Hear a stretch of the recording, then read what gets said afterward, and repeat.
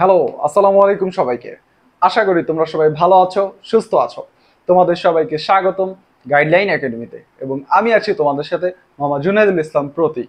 তো আজকে আমরা এসএসসি ফিজিক্স এর 10 নম্বর অধ্যায় অর্থাৎ স্থির তড়িতের যে কনসেপ্টটা দেখতে যাচ্ছি, সেটা মূলত তিনটা টপিক নিয়ে গঠিত।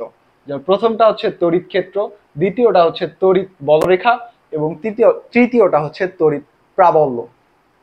তো আজকে আমরা এই তিনটা টপিকের প্রথম যেই টপিকটা আছে অর্থাৎ তড়িৎ ক্ষেত্র, এই রিলেটেড আলোচনা করতে যাচ্ছি। তড়িৎ ক্ষেত্রের ভিতরে যত কনসেপ্ট আছে সেগুলো আজকে দেখবো ইনশাআল্লাহ। তো চলো আজকে ক্লাসটা শুরু করা যাক। তো তড়িৎ ক্ষেত্রের একটা বিশাল বড় সংজ্ঞা আমাদের বোর্ডটার মধ্যে লেখা আছে।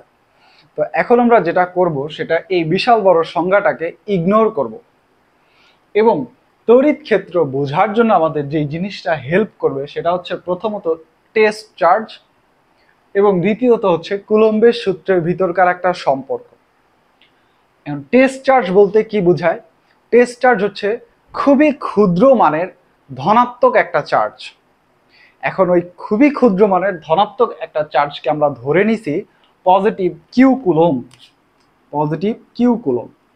এবং এরপরে আমাদের কুলম্বের সূত্র, এবং কুলম্বের সূত্রের ভিতরকার একটা সম্পর্ক হচ্ছে এফ ব্যস্তানুপাতিক আর, অর্থাৎ এটাকে এইভাবেও বলা যায় এফ সমানুপাতিক 1/r²। আচ্ছা, এখন এইটার মানে কি? এই ব্যস্তানুপাতিক সম্পর্কের মানে কি? ব্যস্তানুপাতিক সম্পর্কের মানে অনেকটা এরকম। তুমি যদি এই যে আর অর্থাৎ দুইটা চার্জের মধ্যবর্তী দূরত্বের মান যদি তুমি হ্রাস করো, তাহলে এই বলের মান বৃদ্ধি পাবে, অর্থাৎ একটা আরেকটার বিপরীত। বুঝছো? আবার সেম ভাবে তুমি যদি এই মধ্যবর্তী দূরত্ব অর্থাৎ দুইটা চার্জের মধ্যবর্তী দূরত্ব যদি তুমি বৃদ্ধি করো, তাহলে এই যে আকর্ষণ বা বিকর্ষণ বল যেটা থাকবে সেটা হচ্ছে হ্রাস পাবে। বুঝছো? ওই জিনিসটাই, যদি দূরত্ব কমলে বল বৃদ্ধি পায় আর দূরত্ব বাড়লে বল হ্রাস পায়। এখন আমাদের এইটা কাজে লাগবে যে দূরত্ব বাড়লে বল হ্রাস পায় কিভাবে। তুমি যদি মনে করো একটা কিউ কুলম বা Q1 একটা চার্জ নিলা, হ্যাঁ, এবং এই Q1 চার্জ থেকে পজিটিভ Q1 চার্জ থেকে একটু দূরে আরেকটা চার্জ নিলা Q2, তাহলে এদের যেই মধ্যবর্তী আকর্ষণ বল সেটা যদি হয় F1, হ্যাঁ, এবং মনে করো তুমি আরেকটা বস্তু নিলা এই Q1 থেকে আরেকটু দূরে আরেকটা বস্তু নিলা, সেটা যদি হয় মানে এই চার্জটা যদি হয় Q3, এবং এদের মধ্যবর্তী আকর্ষণ বল যদি হয় F2, তখন কি ঘটবে বলতো? যেহেতু এই যে এই Q1টা অর্থাৎ এদের মধ্যবর্তী দূরত্বটা এদের মধ্যবর্তী দূরত্বের থেকে কম, তাহলে কি হবে দেখো তো?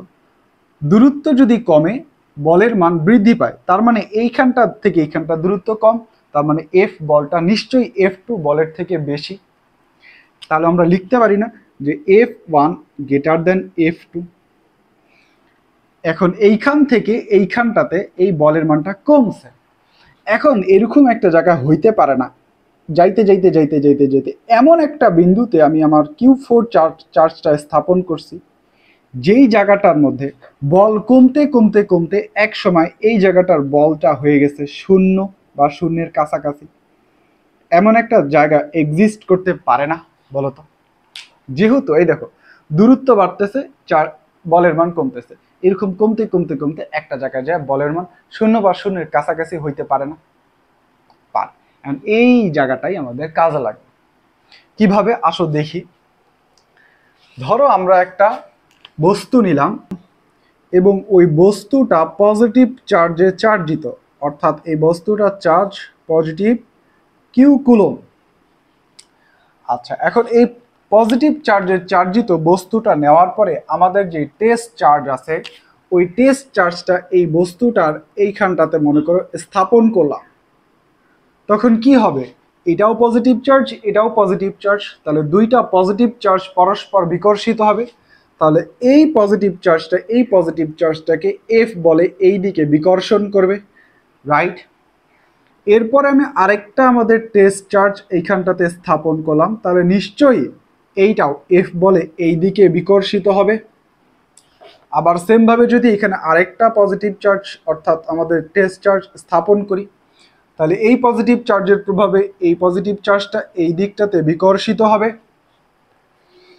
আরেকটা টেস্ট চার্জ নিলাম, সেটা মনে করো এবার এইখানটাতে স্থাপন করলাম, কি হবে, এটা একে বিকর্ষণ করে এই দিকটাতে পাঠাই দিবে, রাইট? আচ্ছা, তাহলে এবার মনে করো আমরা আরেকটা টেস্ট চার্জ দিলাম এবং ওইটা এমন একটা স্থানে রাখলাম যেই স্থানটার মধ্যবর্তী দূরত্ব এত বেশি যে এইখানটার মধ্যে এই চার্জটার বিকর্ষণ বল অলমোস্ট জিরো বা জিরোর কাছাকাছি, অর্থাৎ এইরকম কোনো একটা সিনারিও এইখানটাতে। তাহলে এইখানটায় যেহেতু বিকর্ষণ বলটা শূন্য বা ক্রিয়ারত বলটা শূন্য, তাহলে এইটা কি আর বিকর্ষিত হয়ে যাইতে পারবে? এই দিকটাতে কি আর বিকর্ষিত হইতে পারবে? নিশ্চয়ই পারবে না। আচ্ছা, সেম ভাবে এইখানে আরেকটা আমাদের টেস্ট চার্জ নিলাম এবং এই জায়গার সিনারিওটাও এরকম, অর্থাৎ এদের মধ্যবর্তী দূরত্ব এত বেশি যে এইখানটায় বিকর্ষণ বল অলমোস্ট শূন্য বা শূন্যর কাছাকাছি। তাহলে এ কি আর বিকর্ষিত হয়ে ওই দিকটাতে যাইতে পারবে? পারবে না। আচ্ছা, এবার আরেকটা জায়গায় নিলাম সেম ভাবে আমাদের টেস্ট চার্জ যাদের মধ্যবর্তী দূরত্ব এত বেশি, এখানটায় কোনো বলই ক্রিয়ারত নাই, তাহলে এও আর বিকর্ষিত হয়ে ওই দিকটাতে যাইতে পারবে না। তাহলে এই ঘটনা থেকে আমরা কি বলতে পারি বলো তো? আমরা বলতে পারি না প্রত্যেকটা চার্জের একটা নির্দিষ্ট সীমানা বা অঞ্চল আছে, যে অঞ্চলটার মধ্যে এই চার্জটা অন্য কোনো চার্জকে বিকর্ষণ করতে পারে বা অন্য কোনো চার্জের উপর বল প্রয়োগ করতে পারে, বলতে পারি না। অর্থাৎ প্রত্যেকটা চার্জের এইরকম কোনো একটা অঞ্চল আছে, যেই অঞ্চলটার ভিতরে সে অন্য কোনো চার্জকে বল প্রয়োগ করতে পারে, বাট এই অঞ্চলটার বাহিরে যদি অন্য কোনো চার্জ থাকে তাহলে তার উপর কোনো বল ক্রিয়া করতে পারে না, অর্থাৎ এর কোনো প্রভাব এদের মধ্যে থাকে না অঞ্চলটার বাহিরের চার্জগুলোর ক্ষেত্রে। তাহলে এই যে অঞ্চলটা পাওয়া যায় যার ভিতরে কোনো একটা চার্জ কর্তৃত্ব দেখাইতে পারে, এই অঞ্চলটাকেই বলা হয় হচ্ছে তড়িৎ ক্ষেত্র। তড়িৎ ক্ষেত্র, বুঝতে পারছো? তাহলে তড়িৎ ক্ষেত্র জিনিসটা কি? তড়িৎ ক্ষেত্র মূলত একটা অঞ্চল, যেই অঞ্চলটার ভিতরে একটা আহিত বস্তুর কর্তৃত্ব থাকে। অর্থাৎ তুমি এই অঞ্চলটার ভিতরে এবার যদি এইখানটাতে কোনো একটা টেস্ট চার্জ স্থাপন করো, সে বিকর্ষিত হয়ে এই দিকটাতে যাবে। তুমি এই তড়িৎ ক্ষেত্রের ভিতরে এইখানটাতে কোনো একটা টেস্ট চার্জ স্থাপন করো, সে বিকর্ষিত হয়ে এই দিকটাতে যাবে। তুমি এইখানটায় স্থাপন করো, সে বিকর্ষিত হয়ে এই দিকটায় যাবে। কজ এই জায়গাটা হচ্ছে এর তড়িৎ ক্ষেত্র, এর শক্তি এলাকা, এর পাওয়ার এলাকা, এর নিজের এলাকা। বুঝতে পারছো? বাট তুমি যখন এই যে তড়িৎ ক্ষেত্রের বাহিরের কোনো জায়গাতে টেস্ট চার্জটা স্থাপন করতেছো, তখন এর খেল শেষ, এর ক্ষমতা শেষ। এর ক্ষমতাটা এর এলাকার মধ্যেই সীমাবদ্ধ ছিল, যখন এলাকার বাইরে আসলাম এর ক্ষমতা শেষ। এর উপর এর আর কোনো কর্তৃত্ব নাই, এর উপর এর কোনো বল নাই, এর উপর এর কোনো বিকর্ষণ নাই। বুঝতে পারছো?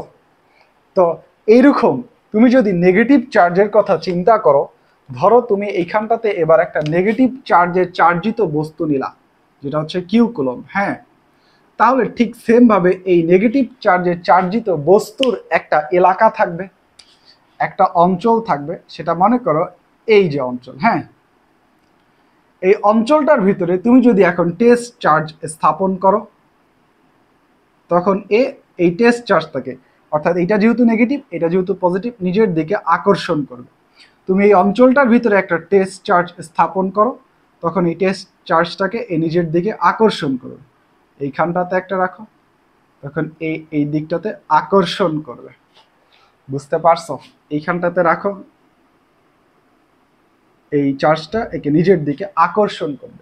বাট তুমি এবার এইখানটাতে রাখো, এই অঞ্চলটার বাহিরে রাখো টেস্ট চার্জ, এর উপর এর কোনো ধরনের আকর্ষণ বা বিকর্ষণ বল নাই। এইখানটাতে রাখো, কোনো ধরনের আকর্ষণ বা বিকর্ষণ বল নাই। বুঝতে পারছো? তাহলে আমরা ফাইনালি বলতে পারি আমাদের তড়িৎ ক্ষেত্র মূলত একটা অঞ্চল। অঞ্চল কিরকম অঞ্চল? এই যা মানে তড়িৎ ক্ষেত্র মূলত একটা অঞ্চল, যেই অঞ্চলটার ভিতরে বস্তুর আকর্ষণ বা বিকর্ষণ করার ক্ষমতা থাকে, অর্থাৎ আকর্ষণ অথবা বিকর্ষণ করার ক্ষমতা থাকে। বুঝতে পারছো? এইটা হচ্ছে তড়িৎ ক্ষেত্র।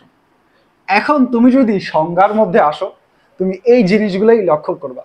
দেখো, একটি আহিত বস্তুর চারদিকে যে অঞ্চলব্যাপী তার প্রভাব বিদ্যমান থাকে, এই যে একটা আহিত বস্তু, এর চারদিকে যে অঞ্চলব্যাপী এই যে তার বিকর্ষণ করার প্রভাব, মানে বিকর্ষণ করার প্রভাব, হ্যাঁ, এইখানটায় তার আকর্ষণ করার প্রভাব বিদ্যমান থাকে।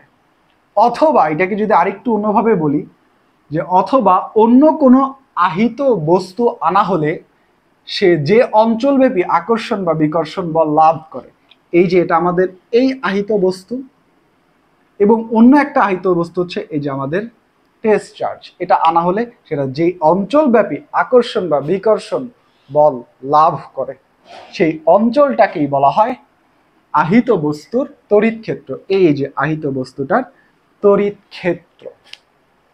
তো তড়িৎ ক্ষেত্র মূলত একটা অঞ্চল, সেটা তো আমরা বুঝলাম। এখন এই অঞ্চলটার বাহিরের বিন্দুটাকে কি বলা হয়? এই অঞ্চলের বাহিরে যে জায়গাটা আছে ওইটাকে আবার কি বলা হয়? এই তড়িৎ ক্ষেত্রের বাহিরে যত ধরনের জায়গা আছে ওই জায়গাটাকে বলা হয় অসীম।